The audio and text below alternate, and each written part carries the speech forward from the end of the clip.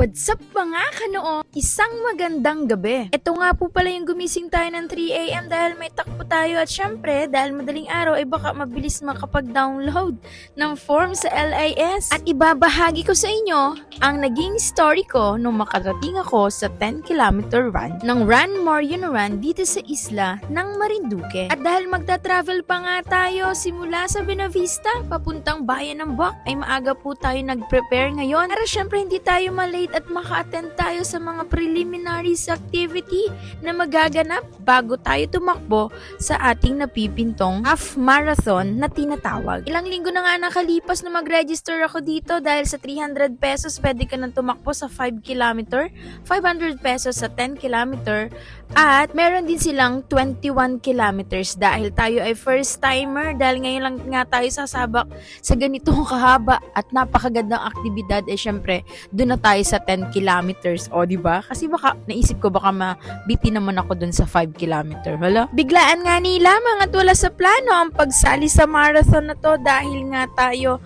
ay nagja-jogging everyday dito sa kahabaan ng Bangkoro sa widening dahil nga kailangan natin magpaliit ng tiyan para sa darating na summer. At syempre hindi natin naasahan na merong ganito dito sa atin sa isla ng Marinduque dahil malapit na po ang Holy Week or Morionan ay syempre try natin sumali at shout out sa aking naging partner at kasama dyan na si Ma'am Ray Ann Malamig yan. Nag-usap na kami na doon na lang kami magkikita sa venue at eto na nga madilim pa ang paligid at ready na tayo syempre. Si Drew ang ating gagamitin kasi malamig at nakakatakot sa daan. Ayan o, pag nag-tricycle tayo, nako, kilig-kig tayo sa lamig at syempre tulog pa halos ang mga tao kaya eto na lang ang ginamit natin. Binabagtas ko na nga dito ang daan para tayo makarating ng ligtas sa ating pupuntahan. At eto na nga, dito na po tayo sa Bayan ng Buwak sa Kapitolyo.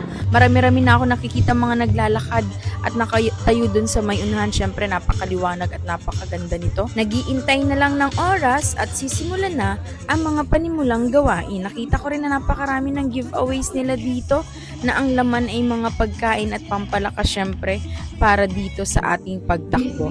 Ito na po ang naging simula, isang napakataimtim at mahalagang panalangin para sa kaligtasan ng bawat mananakbo. Syempre, sumali po dyan ay lahat ng taga Marinduque at marami din pong dayo na welcome sumali dito sa ganitong gawain. Marami rin mga paalala ang binigay sa ating mga participants at syempre hindi mawawala ang tinatawag nating stretching. Ayan, stretch po tayo, sayaw-sayaw ng konti para syempre hindi naman mabigla ang ating katawan lalo na kung tayo ay mga baguhan lamang.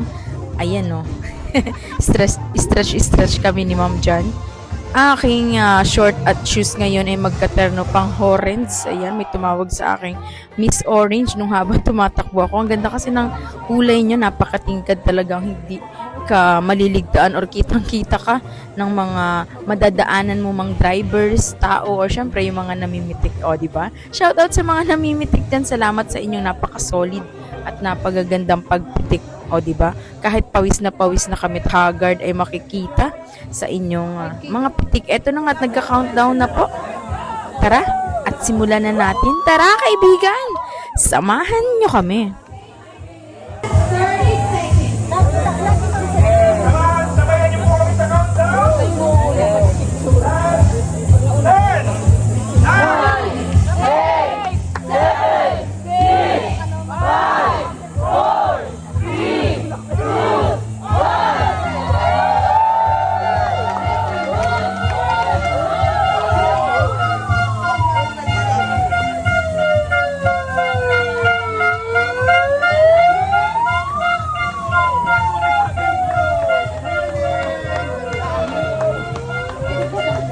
Nagsimula na nga ang matinding pagtakbo. Medyo fresh pa tayo dito, tuyo pa ang ating buhok kasi syempre mga 1 to 2 kilometers lang yan. Ito ang kahabaan ng barangay Tabi papuntang Diversion Road. Hala, Tabi ba yun? Basta hindi ako masyadong familiar sa lugar ng Buwak, pasensya na po. So basta ito tinatakbo na natin sa mga 3 kilometers to 5 kilometers na to kasi kitang-kita kung pawis na yung buhok ko. At syempre, kapag 5 kilometers na ay mag-u-turn na po tayo dito kasi kalahati na nga ang ang ating naabot. May inabot sa akin dyan parang string na white na katunayan na ikaw ay nakaikot sa kalahati ng 10 kilometro. Eto na nga, tumatakbo tayo ng mabilis hanggang sa marating na nga natin ang finish line. Napakasaya at napakagandang achievement nito na hindi mo akalain na matatapos nga natin syempre ng oras o sa tamang oras ang ating 10 kilometer run at akalain mo nga namang tayo po pala ay pang 18 sa nakarating sa finish line. Congratulations po sa lahat ng ating 10 km finishers. Ayan, ito na po sila at talagang pawis na pawis, lapot na lapot pero sulit dahil ito na ang ating medalyang pinakaka-asam-asam. Sana ay marami pa tayong masalihan na ganitong gawain sa mga susunod pang mga panahon. Dahil syempre kapag tayo ay umiedad ay dapat ay tayo ay mas nagiging healthy ang mga gawain at makakatulong sa pagganda ng ating kalusugan. At isa ang pagtakbo or pag-jogging para mas maging malakas tayo at makaiwas sa mga sakit. Ayan, kinain ko na nga din dito yung 2 pirasong nilagang saging at isang itlog dahil magutom. Wala po tayong almusal kasi maaga tayong gumising at syempre hindi po tayo agad uupo dito kasi syempre ito ay masakit pa ang ating mga binti. Ang tagal ko rin dyan nag-stretching bago ko makuha yung tamang ng aking katawan para tayo makapahinga talaga. At sobra-sobra ang pagpapasalamat dahil lahat ng mananakbo ay naging ligtas. Lalo na dun sa mga 21 kilometers runners na nakita natin na talaga namang pagod na pagod sila at pawis na pawis. Yan, congratulations po sa mga nakatanggap ng first placer, second placer at third placer kasi meron po silang natanggap na cash. Ayan. Medyo malabo nga tayo makarating pa dun sa mga ganung place. Kasi nga, ayan, tayo po ay maraming pahinga dito. Lakad, takbo. Siguro sila talaga yung non-stop running. Kaya talagang sila ay magkakamit ng napakagandang tropeyo. Maraming salamat sa panonood.